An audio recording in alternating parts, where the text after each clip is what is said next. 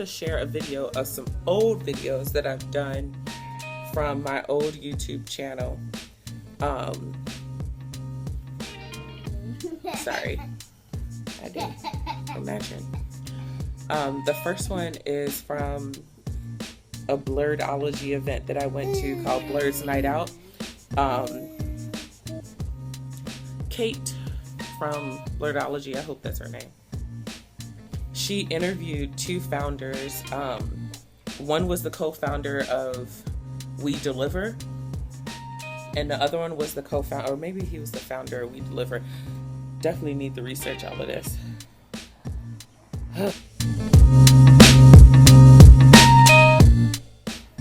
So the host of the event of Blerds Night Out got the chance to interview two founders. One was the founder of WeDeliver in Chicago, and the other one is a co-founder. The other person she interviewed was the co-founder of Starter League.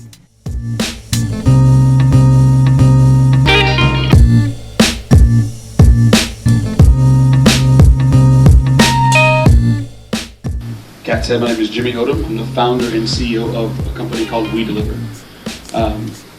Yeah, we happen to be winning a few things, which I'm sure we can go through. So our company was founded back in January, officially began in November. We won Startup Weekend, which is a 56-hour hackathon event. That's where we were born. After that, I think it was early June, we won IBM's Global Entrepreneur for North America Award. As of late, mid-June, we won Tech Week Chicago 2013, which is like $100,000 worth of all of the awesome stuff that they gave us. And then 2 nights ago, we won Chicago's Harvest Startup Award from Tech Cocktail. So we've been doing really amazing things for the community. What we do, what is WeDeliver? We are a crowdsourced, on-demand delivery platform for brick and mortar businesses.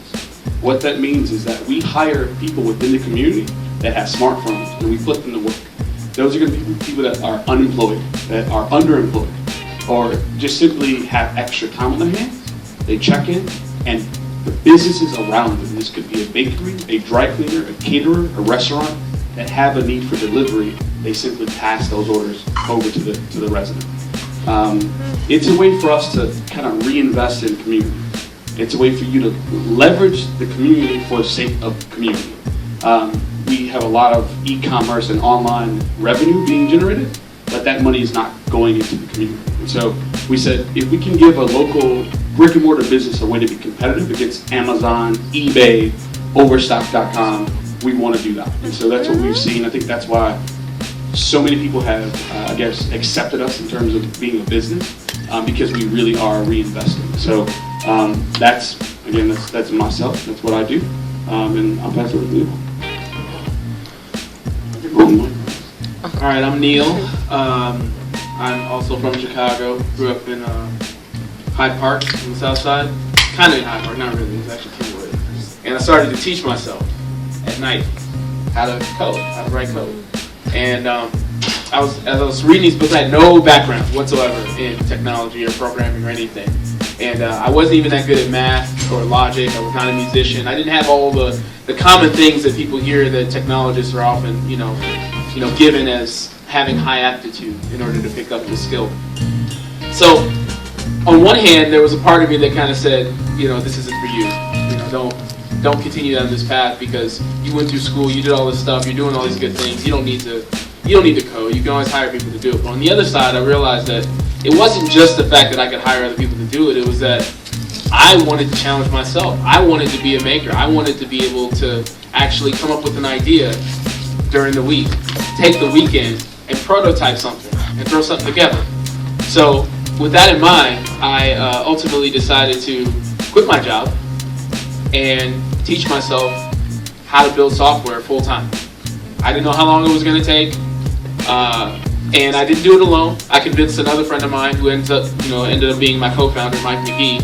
I convinced him to join me, and we did nothing for a full year but teach ourselves how to build software. Through reading books, online tutorials, everything you can imagine to interact and learn about this stuff, because there wasn't, at the time, a place for us to go to learn how to do this. And it wasn't until a year in that we realized that that was a huge need that was being unfilled, and it got us to a point where we hit frustration.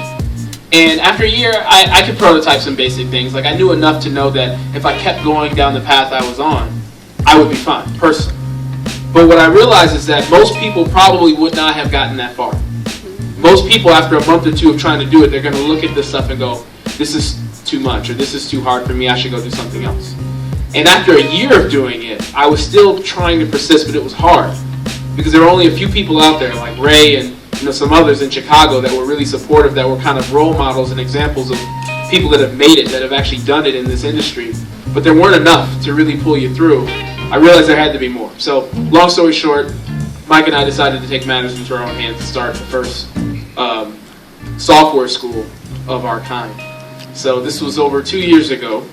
The original name was Code Academy. We're now the Starter League. But our original name was Code Academy, which you all may be familiar with. This is another trademark law. But anyway, let's say the first class when we started, we didn't know it was going to work. I just wanted to teach 10 or 12 people how to code alongside myself and find a teacher and just throw something together. Turns out over 100 people from all over the world applied for that first class. All over the world. So we had somebody flying from the Philippines to go through a class through this school started by this black dude from the south side of Chicago that just taught himself barely how to code in a year. I don't know how that happened, but it happened, and then we did it. So in 3 months, we taught a group of 35 people how to build software, and it worked. And they got jobs, and they started businesses, and they were very satisfied with what happened. So, nearly 700 students later, I sit in front of you today, and we taught a lot of people how to do this stuff. And we've opened up the floodgates for more of us to become technologists, to become makers, to become wielders of software, not just consumers. So I'm really excited about the future. We've done a lot with the Starter League, being in 1871 and in Chicago. We have a partnership with the mayor, Rahm Emanuel. We teach for Chicago Public Schools, city colleges. We have a partnership with Northwestern University. We teach for their Kellogg MBA program. We teach for University of Chicago's Graduate Computer Science School. We're teaching for charter schools, and we have all these partnerships and amazing activities going on now in Chicago. And the goal is for that to grow and expand as time goes on. So, yeah, that's me. And if there's anything I can do to help any of you, whether it's through my school or not, I would love to. So, yeah. We're going to have a quick Blerd huddle to discuss the parking issue, because I know that tickets here are expensive. Yeah, they're really so talk amongst yourselves and grab a drink. And we're good. wait,